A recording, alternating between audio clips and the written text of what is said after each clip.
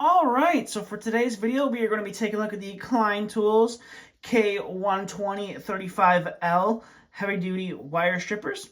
Now, I have reviewed these here on the channel before.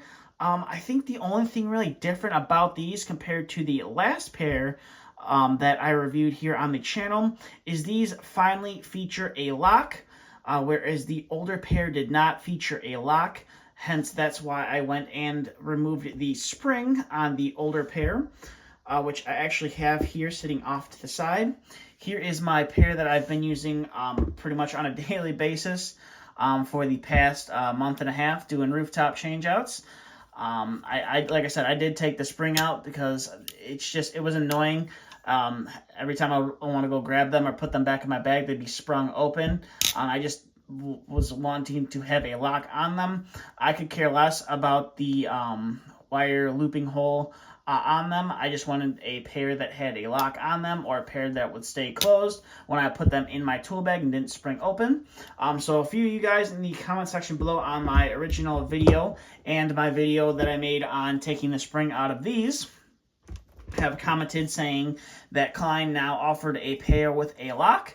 So here it is. Figured I'd pick the set up with the lock and give it a try. Now the lock is here on the side, and as you see, it does lock, and you can use one finger to operate that lock. Now, if you're unfamiliar with these pair of pliers, they're kind of like their Klein curve, where they got that curve to fit better in your hands.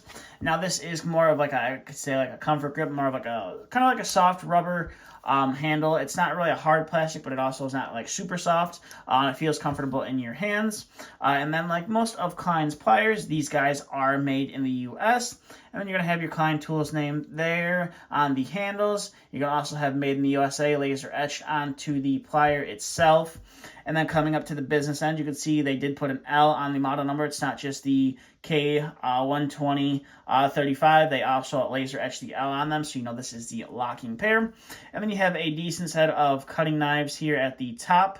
And then you can strip 8 to 18 gauge solid wire and 10 to 20 gauge stranded wire. Now, the main reason I like to use these is because they have that cross hatching there on the top of the jaws, or the nose of the plier, which comes in handy if you can't get the insulation off some pliers, or if you need to maybe try and pull a wire through a wall, like a low voltage thermostat wire. You're trying to pull it through the wall, or you're trying to grip onto like a fish tape and pull it. I also find it helpful for when I'm working on a 90% furnace, especially a Carrier 90% furnace, and they have these stupid clips that go on the collector box that hold the hose onto the collector box, and those things are a pain to deal with. But if you have these pairs of pliers, you can kind of get them in there and spread those clamps open, and you're able to get your rubber hose or your drain on the collector box, and then you can let it go and it'll tighten itself up. So that's kind of what I find these useful for. So that's pretty much it for the detail. I mean, you're going to get that 632 and your 832 screw cutters, which pretty much comes standard on almost every pair of wire strippers that are out there.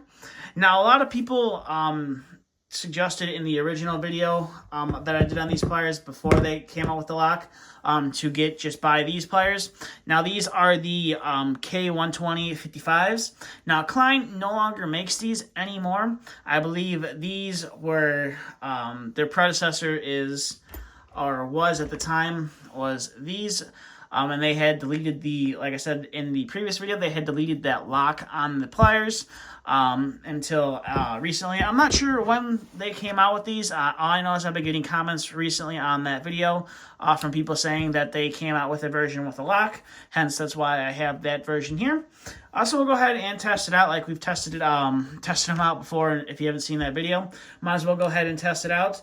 So we'll go ahead and bring in some MC, and we'll go ahead and cut through that. And we are able to do that fairly easily. Within a couple cuts, you're able to get through some of that MC without any issues. So we'll go ahead and throw that stuff off to the side. And we'll bring in some 18 gauge stranded wire. This is what we use for our communication, our low voltage wire and heating and cooling.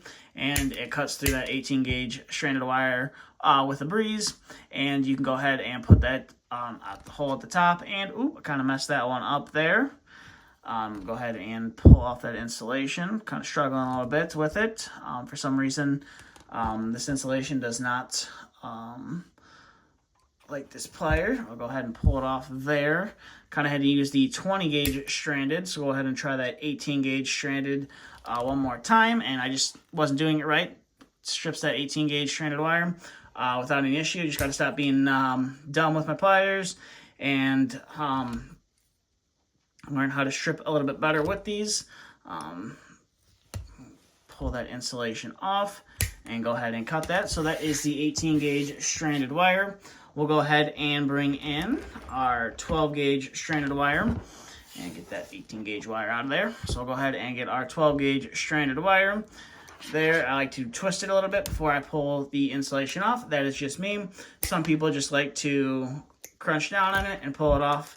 Either way, it works fairly easy, and as you see, that wire has no damage done to the conductors there on the inside, and you have a fairly sharp cutting knife to cut through that copper wire. So bringing our last and final wire here, this is some 10 gauge stranded wire that I do not like. Kind of said that before here on the channel. I always find it a little bit challenging to strip this 10 gauge wire itself. It can be a little bit of a pain to do.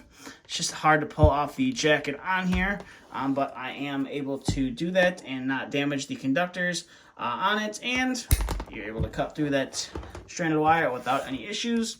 So overall, I'd like to say thank you to you guys who let me know that Klein came out with a version with a pair of, or I should say with a lock on them.